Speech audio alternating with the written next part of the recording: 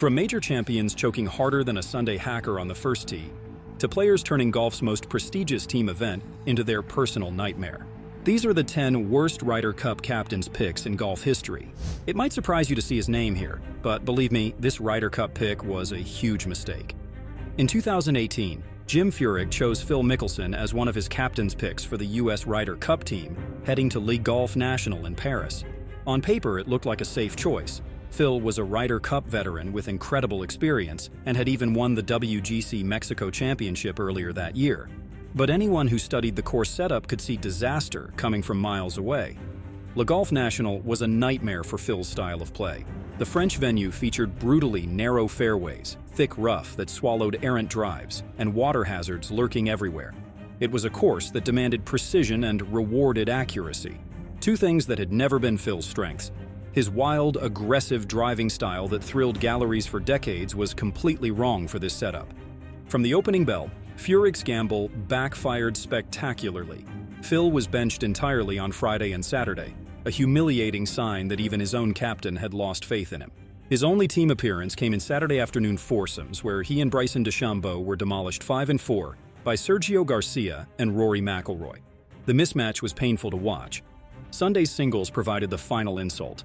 Sent out against Francesco Molinari, who was having the week of his life, Phil looked completely outclassed.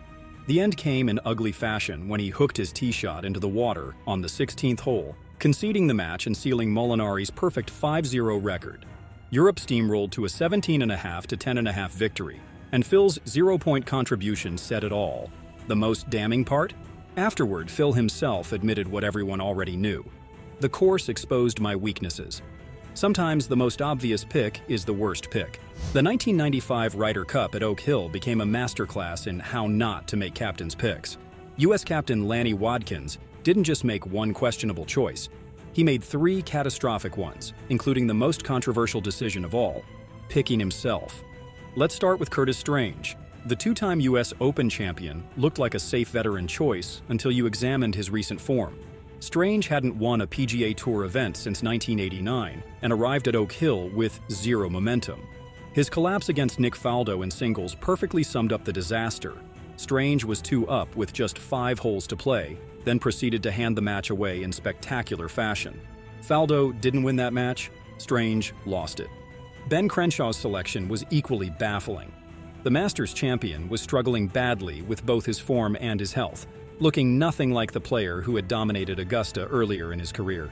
He contributed absolutely nothing all week, failing to earn a single point and appearing overwhelmed by the pressure. But the most outrageous decision was Wadkins picking himself. At 45 years old, having played just once on tour in the previous 5 months, the captain somehow convinced himself he belonged on the team. Sure, he managed to win 1 match, but he lost 2 others and clearly wasn't the force he once had been. It reeked of pure ego. When Europe completed their stunning comeback to win 14.5 to 13.5, all eyes turned to Wadkins' picks. Between Strange, Crenshaw, and himself, they had produced almost nothing on the scoreboard. The controversy was so damaging that it helped push the PGA of America to completely rethink how captains and their picks were chosen going forward. Sometimes loyalty and ego make the worst teammates. Welcome to the analytics age, where every stat is tracked and every trend is measured. Yet somehow Zack Johnson managed to ignore all of it when making his 2023 captain's picks. His 6 selections became a case study in how choosing loyalty over logic can destroy a Ryder Cup campaign. The most controversial pick was Justin Thomas, who had endured the worst season of his career. Think about this. Thomas failed to qualify for the FedEx Cup playoffs for the first time in his career, missing cuts left and right and looking lost on the golf course. Meanwhile, players like Keegan Bradley, a 2-time winner that season, and Lucas Glover, who had just won back-to-back FedEx Cup playoff events, were left at home. Johnson's justification? Experience and team room presence. That's code for picking names over performance. The disaster unfolded immediately at Marco Simone in Rome. Ricky Fowler went completely winless at 0-2-0, looking so defeated that he conceded the final singles hole early to Tommy Fleetwood, literally handing Europe the clinching point with a smile. Jordan Spieth managed just 0-2-2, appearing completely out of rhythm and unable to make putts when it mattered. Sam Burns, supposedly picked for his team chemistry with Scottie Scheffler, contributed a measly 1-2-0. Even Thomas, the most talked-about selection, could only manage 1-2-1 despite his fiery attitude and desperate attempts to prove critics wrong. When the dust settled on Europe's crushing 16.5 to 11.5 victory, Johnson's captain's picks had combined for just 2 wins all week. The snubbed players made their feelings clear. Keegan Bradley openly admitted he was heartbroken to miss out, while Lucas Glover's late-season surge made Johnson's decisions look even more foolish. Zack Johnson didn't just lose a Ryder Cup, he cemented his legacy as probably the worst captain in golf history. Picture this. It's 4 a.m. and Webb Simpson is awake, frantically texting U.S. captain Tom Watson, pleading his case to make the Ryder Cup team. That's not the sign of a player whose form demands selection. That's desperation in digital form. Heading into Glen Eagles, the hottest players in American golf were Chris Kirk, fresh off winning the Deutsche Bank Championship, and Billy Horschel, who was in the middle of a late-season tear that would culminate in a FedEx Cup victory. Both were playing lights-out golf and riding waves of confidence. Instead, Watson chose Simpson, who had struggled through most of the summer and barely squeaked into the FedEx Cup playoffs. Watson's reasoning centered on Simpson's past Ryder Cup and President's Cup experience. But experience means nothing when your game isn't sharp. That became painfully obvious from the very first tee shot at Glen Eagles, when Simpson nervously topped his opening drive about 200 yards down the fairway. The moment was replayed endlessly as a symbol of everything wrong with Team USA's approach. Simpson's week never recovered from that embarrassing start. He played just twice, going 0-1-1 and contributing virtually nothing to the American cause. In Friday morning's 4-ball, he and Bubba Watson were outclassed, then he managed only a halve in Saturday's action. While Europe cruised to a comfortable 16.5 to 11.5 victory, Simpson became the poster child for picking reputation over results. The optics were terrible. A player who had to beg for his spot via text message then delivered one of the most cringe-worthy opening shots in Ryder Cup history. Sometimes the most desperate plea is the clearest warning sign that a pick is doomed to fail. Golf's self-proclaimed mad scientist brought his single-length irons, mathematical approach, and revolutionary theories to Le Golf National in 2018. Unfortunately, he forgot to bring any actual results. Bryson DeChambeau's Ryder Cup debut was a masterpiece in how innovation can spectacularly crash when it meets the sport's most intense pressure cooker. Furyk's decision to pick DeChambeau looked bold on paper. Here was a young player reshaping how golf could be played, armed with unique equipment and an analytical mind. But the narrow, water-laden French course demanded patience and precision, 2 qualities that didn't mesh well with Bryson's aggressive, sometimes erratic style. The meltdown began immediately. Paired with Phil Mickelson in Saturday foursomes, the 2 Americans were blown apart 5-4 by Sergio Garcia and Rory McIlroy. It was a clinic in how not to play alternate shot. With both players looking completely out of sync, Furyk tried a different experiment the next day, throwing DeChambeau alongside Tiger Woods. Surely that partnership would work. Wrong again. They suffered another humiliating 5-4 defeat, this time to Francesco Molinari and Tommy Fleetwood. By Sunday singles, DeChambeau was desperate to salvage something from his disastrous week. Matched against Sweden's Alex Noren, he fought hard and dragged the match to the 18th hole. But when the pressure peaked, Noren delivered the clutch putts while Bryson couldn't find the magic. A 1-down defeat completed a perfect storm of failure. The final tally, 0-3-0, 0 points and a Ryder Cup debut that looked more like a science experiment gone horribly wrong. 6 major championships, 3 Masters victories, 3 Open championships, one of the greatest European golfers of all time. And somehow, Nick Faldo managed to be a captain's pick disaster not once, but twice. The numbers tell a brutal story. Across his 2 appearances as a captain's pick, 1985 at the Belfry and 1995 at Oak Hill, Faldo scraped together just 2.5 points from 8 matches. That's an average of 1.25 points per Ryder Cup when chosen by his captain. For a player of his stature, it's almost incomprehensible. In 1985, Tony Jacklin took a massive gamble on Faldo, who was winless that entire season and struggling to find his form. The faith wasn't rewarded. Faldo went 0-2-1 at the Belfry, contributing nothing while Europe finally broke their 28-year Ryder Cup drought.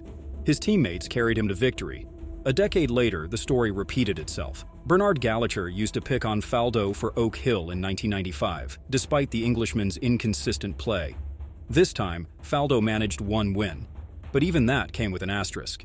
He beat Curtis Strange in singles only after Strange collapsed from 2 up with 5 holes to play. It wasn't Faldo brilliance, it was American capitulation. The pattern was clear. When Faldo had to earn his spot through current form, he delivered. When he was picked based on reputation and past achievements, he crumbled under the weight of expectation.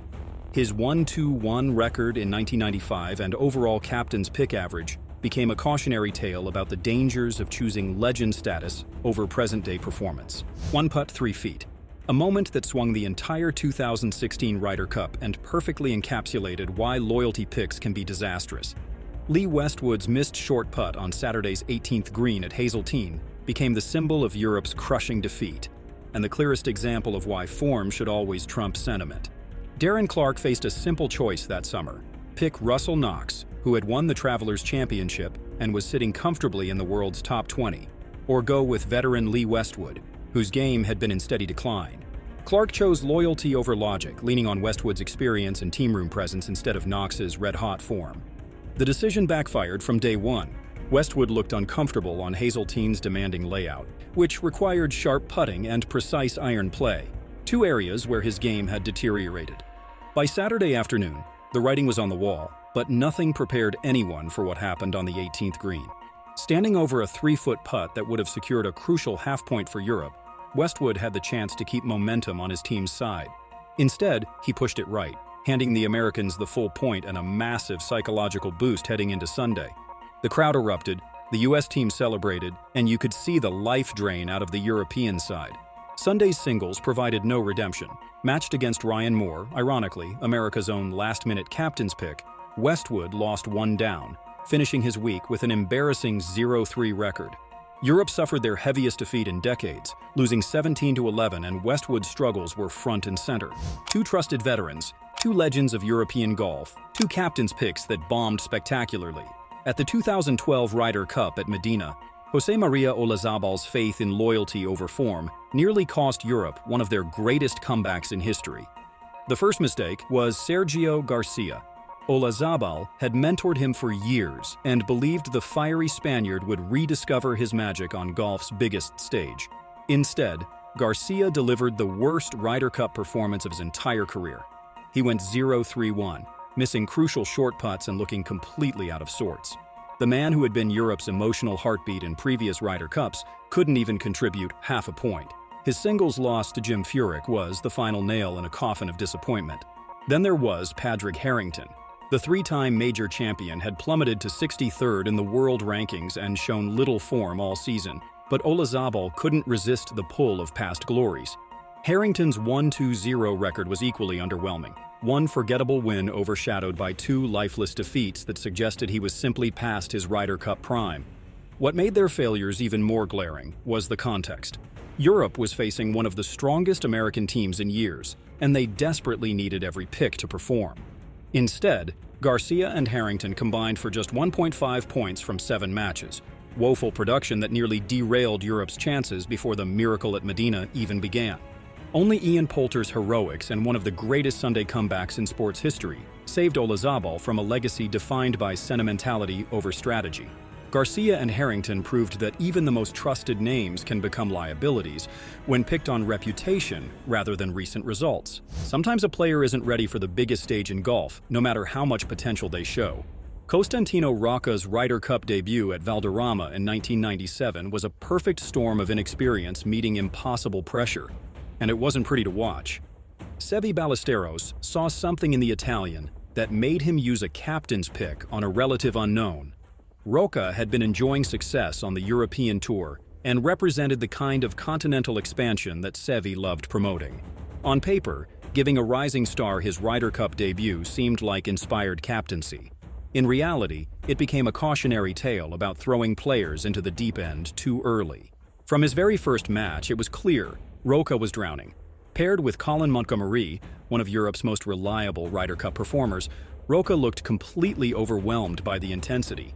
His driving was all over the place, his putting was shaky, and his body language screamed panic. Even worse, Montgomery began showing visible frustration with his partner, something that rarely happened to golf's ultimate professional. The matches became painful to watch. Rocca couldn't find fairways when he needed them, couldn't hole putts when they mattered, and appeared to shrink under the weight of expectation with each hole. His confidence evaporated so completely that you could almost see it happening in real time. The final numbers told the brutal story, 0-3, including 2 singles defeats by identical 4 and 3 margins.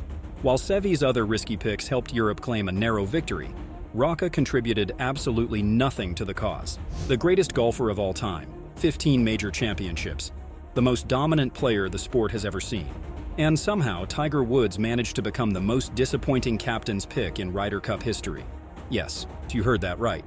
The GOAT is also the biggest captain's pick flop of all time. The numbers are staggering. Across 2 appearances as a captain's pick, 2010 at Celtic Manor and 2018 at Le Golf National, Tiger averaged just 1.5 points. For context, that's worse than every other player on this entire list. The man who struck fear into the hearts of competitors for 2 decades became a liability when captains chose him over form. In 2010, Corey Pavin couldn't resist picking Tiger despite obvious red flags. Woods was in the darkest period of his career, reeling from personal scandals, winless all season, and clearly not the intimidating force he once was. The result? A 1-3 record at Celtic Manor, with his lone highlight being a singles win over Francesco Molinari. Even Tiger's presence couldn't mask the fact that he was playing on reputation alone. Fast forward to 2018, and Jim Furyk made the same mistake.